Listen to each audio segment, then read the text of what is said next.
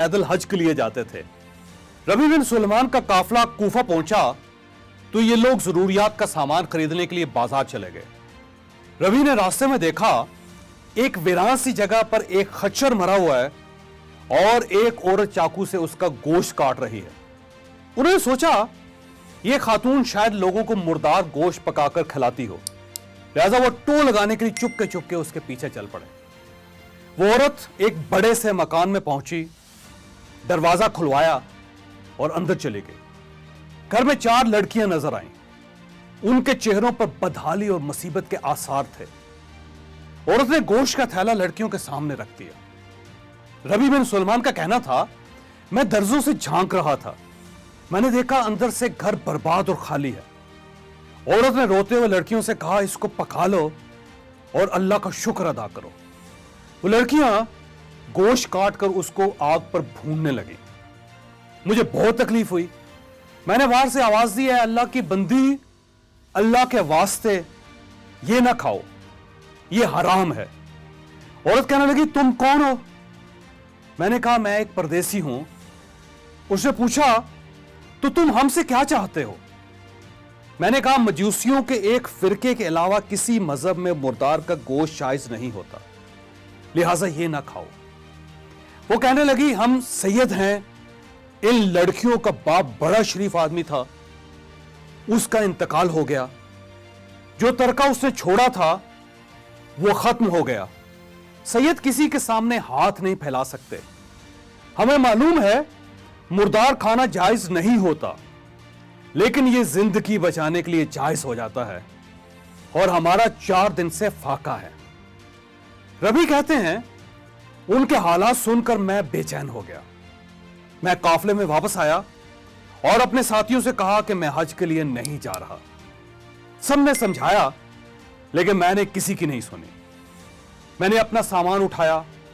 मेरे पास 600 दिरहम थे, मैंने वो भी लिए। मैं बाजार गया, मैंने 100 दिरहम का आटा और खाने पीने का सामान खरीदा और बाकी दिरहम आटे में छुपाकर उस खातून के घर पहुंच गया और अपना सारा सामान और आटा उसके हवाले कर दिया। उसने शुक्र अदा किया और कहने लगी, अल्लाह तेरे अगले पिछले गुनाह माफ कर दे, तुझे हज का सवाब अता फरमा दे, अपनी जन्नत में जगह दे और ऐसा बदला अता फरमाए कि जिसे देखकर सुनकर लोग तुम पर रश करें। रबी कहते हैं, हज का काफिला रवाना हो गया। मैं कूफा में रुक गया। मेरा ख्याल था कि जब हाजी वापस आएंगे तो मैं उनसे अपने लिए दुआ करवाऊंगा। हाजियों का पहला काफिला वापस आया तो मैं उनसे मिला और उनसे दुआ की दरख्वास्त की। उनमें से एक ने कहा, कैसी दुआ? क्या हाजी भी किसी दूसरे हाजी को दुआ देते हैं? मैंने हैरत से कहा, भाई मैं तो वो बदनसीब हूं जो अल्लाह के दरवाजे पर हाजिरी नहीं दे सका। मैं कहां का हाजी? वो लोग कहने लगे, बड़े अफसोस की बात है, शायद आप झूठ बोल रहे हैं या शायद आपका दिमाग चल गया है। भाई मेरे, तुम तो हमारे साथ अरफात के मैदान में भी थे और तुम हमारे साथ तवाफ भी करते रहे। रबी का कहना था, मैं अपने दिल में सोचने लगा, ये क्या तमाशा, ये क्या मजाक है। इतने में मेरे शहर के हाजियों का काफिला भी आ गया। मैंने उनको भी हज की मुबारकबाद पेश की तो वो भी हैरत से मेरी तरफ देखकर कहने लगे, तुम हमसे पहले कूफे कैसे पहुंच गए? मैंने जवाब दिया, मैं तो तुम लोगों को हज पर रवाना करने के बाद यहीं रुक गया था। वो बोले, तुम हमारे साथ मजाक कर रहे हो, तुम हमारे साथ अरफात में भी थे और तुमने हमारे साथ रमी भी की थी। रबी कहने लगे, मेरी हैरत में इजाफा हो गया। इस दौरान उनमें से एक शख्स आगे बढ़ा और कहने लगा, भाई इनकार क्यों करते हो? तुम हमारे साथ मक्का में भी थे और मदीना में भी, बल्कि जब हम रोजा रसूल की ज़ियारत के बाद बाबे जिब्राइल से बाहर आ रहे थे तो उस वक्त तुमने ये थैली मेरे पास अमानतन रखवाई थी, ये लो अपनी थैली वापस ले लो। रबी बिन सुलेमान कहने लगे, मैंने उस थैली को इससे पहले कभी नहीं देखा था। मैंने थैली देखी तो उस पर लिखा था, हमारे साथ तजारत करने वाला कभी नुकसान में नहीं रहता।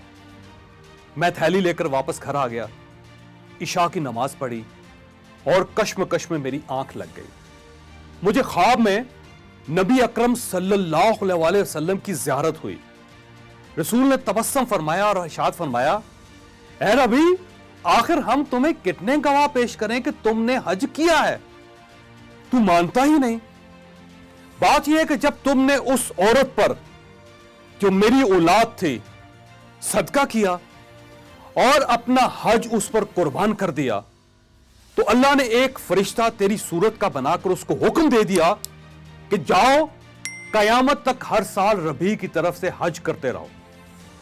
यह अब करता रहेगा और मजीद दुनिया में तुम्हें यह इनाम दिया कि तुमने 600 दिरहम दिए थे, अल्लाह ताला ने तुम्हें 600 सोने की अशरफियां अता कर दी हैं।